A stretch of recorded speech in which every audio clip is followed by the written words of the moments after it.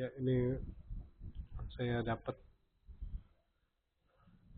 eh, khutbah Jumat di Tanjung Selar pada Jumat kemarin gitu ya, baru sempat ngambil ngambil videonya sekarang.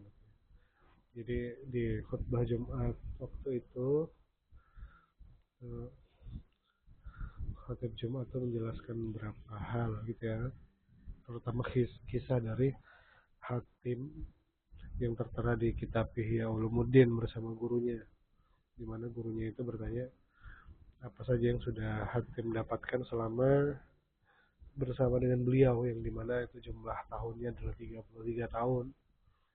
Nah, sementara di Hakim menjelaskan bahwa dari 33 tahun itu dia mendapatkan 8 pokok gitu ya, 8 poin-poin penting yang sudah disampaikan gurunya gitu. Yang dimana ini bisa, harapnya bisa jadi pembelajaran untuk kita semua.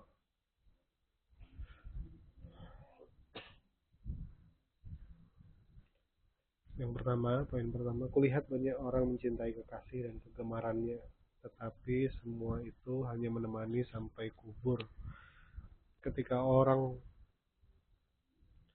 diletakkan di kubur, semua itu berpisah darinya, sedangkan aku, Hatim, menjadikan amal baik sebagai kasih, sehingga ketika aku diletakkan dalam lubang kubur, amal baik itu akan selalu bersamaku.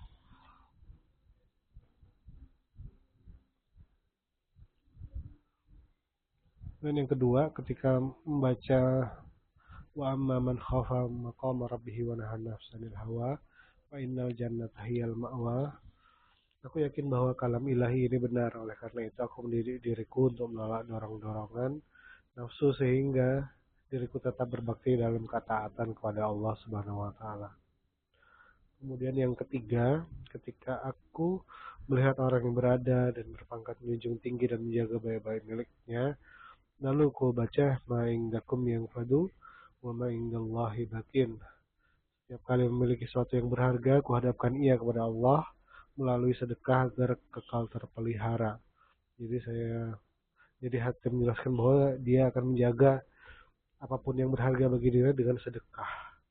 Keempat, aku perhatikan kebanyakan orang memberikan perhatian kepada harta, bibit-bibit bobot, kemuliaan dan nasab kebangsawanan. Ketika aku pelajari, aku menarik kesimpulan bahwa semua itu tidak bermakna apapun. Lalu ku amati, inna akramakum innallahi atqakum. Lalu aku beramal ketakwaan sehingga aku menjadi mulia karena ketakwaan itu di sisi Allah. Kemudian kelima, aku lihat banyak orang saling menjatuhkan nama baik dan saling melaknat yang bersumber dari kedengkian. Kemudian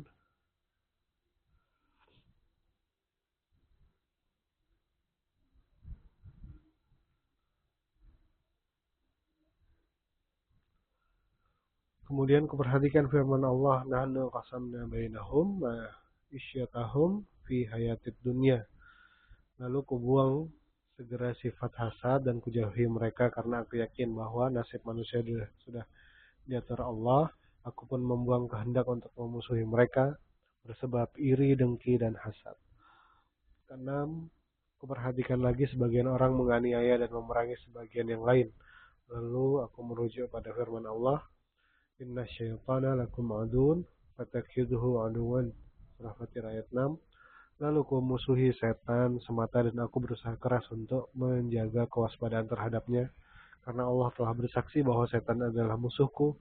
Dengan demikian aku meninggalkan permusuhan kepada jenis manusia. Kemudian ketujuh, aku saksikan sebagian orang mengejar remukan roti dan potongan daging, bahkan sampai menjatuhkan harga dirinya. Sebagian orang bahkan terperosok di jalan yang tidak halal untuk itu. Lalu kurenungkan firman-Nya, "Wa min dabbatin fil ardi illa 'ala Allahi rizquha." Surah Hud ayat 6.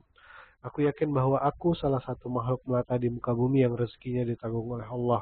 Oleh karena itu, aku menyibukkan diri dengan ibadah yang Allah perintahkan kepadaku dan meninggalkan nasib rezekiku di tangannya. Kemudian kedelapan, aku juga memperhatikan banyak orang bersandar kepada makhluk lain seperti mereka. Sementara aku merujuk pada firman Allah, "Wa may yatawakkal 'alallahi fahuwa hasbuh", surah At-Talaq ayat 3. Oleh karena itu, kusandarkan diriku dan nasibku kepadanya. Lalu dia mencukupiku. Wahai Hatim, semoga Allah memberikan taufiknya kepadamu. Aku memperhatikan, lalu gurunya berkata nih, wahai Hatim, semoga Allah memberikan taufiknya kepadamu. Aku memperhatikan ilmu di kitab Taurat, Zabur, Injil, dan Quran. Kudapati semua kebaikan dan inti berkisar pada 8 poin tersebut. Siapa yang mengamalkannya, sungguh ia telah mengamalkan ajaran 4 kitab suci tersebut, kata guru Hatim gitu ya. Ini sumber saya dapatkan dari jabar.nu.or.id. Ya, ini semoga bermanfaat buat kita semua, terutama buat saya gitu ya. Jadi ringkasan khutbah Jumat yang poinnya cukup banyak, sehingga akhirnya saya nyari sumbernya biar bisa dibacakan secara langsung kepada Bapak Ibu sekalian. Terima kasih. Assalamualaikum warahmatullahi wabarakatuh.